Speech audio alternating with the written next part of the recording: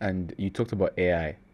How's AI helping the law careers? Because, for example, if you look at our podcast, we use AI to generate questions. We use AI to see what type of experiments can we do to progress ourselves. Or in terms of real estate, you can use AI to say, how do you see, like we can use AI in different significant ways. And I've never asked a lawyer to see how AI is impacting them. Is it positive? Is it negative? And how are they using it? How are they utilizing it? I mean, AI is impacting all fields, and law is not exception to this. You can easily now search stuff using AI tools, and they can just give you, in a blink of an eye, so much content that you once before would have to visit maybe 3, 5, 10 websites, web pages to get that. So now, in a blink of an eye, we can get so much information from AI, and also AI can help you draft things, which I would not recommend for people to do.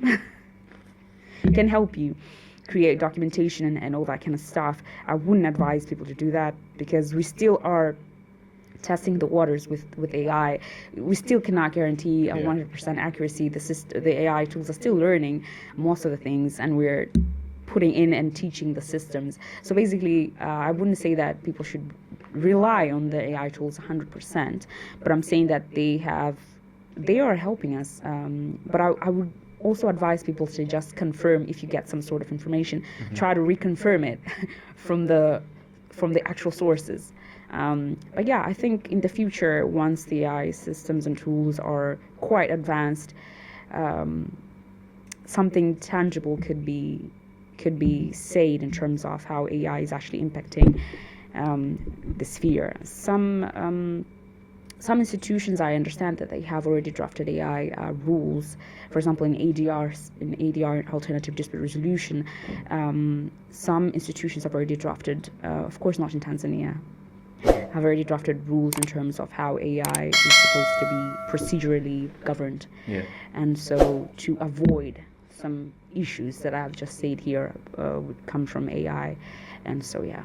So I previously used ChatGPT to write a contract between me and someone else, my company and someone else. And I'm just curious, say for example, that contract had to be terminated and maybe we had to go to court. Will I be asked who wrote your contract? Or how like, is there any problem with me using AI to write a contract? No, I don't suppose. You can even write your contract using your pen and pencil over there. You can, as long as it's an agreement that both parties have agreed to the terms, despite how they have been drafted or by whom they have been drafted.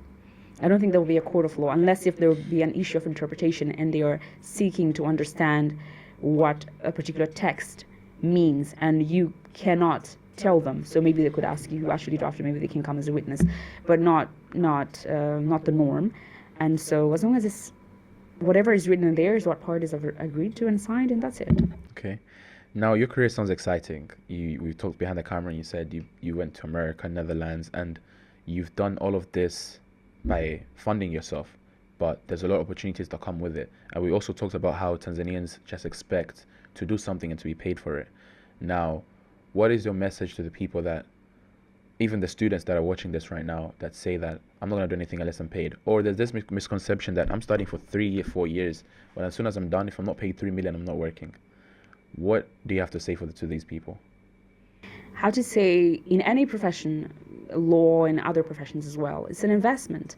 Where do you want to see yourself in a couple of years? It's an investment. It's a process. It's not something that you should just expect to up and become something. Of course you can do that, but it's a process. So when I told you that I invested in myself in terms of participating in international activities and paying and funding for myself when I couldn't find funding, it's because I knew that the impact that those particular activities would have on my career would be major. And I knew that I would get to meet people who will shape the trajectory of my career. And indeed, in terms of me finding myself and going out there, I've met so many people who have shaped me so much.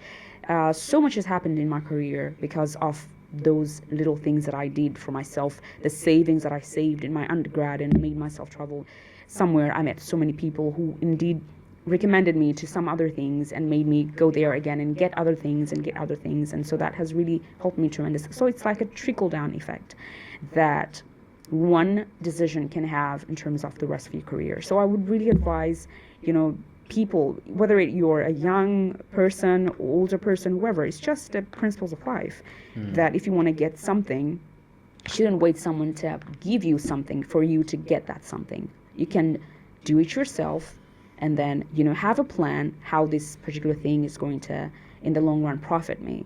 So it's all about planning, I can say, and I would advise people to have that particular mindset. Not everywhere that you go, you'll be given money for your plane ticket and your expenditure. Sometimes you gotta, save and, use a lot of money, but in the end what you're gonna get. So that's my advice.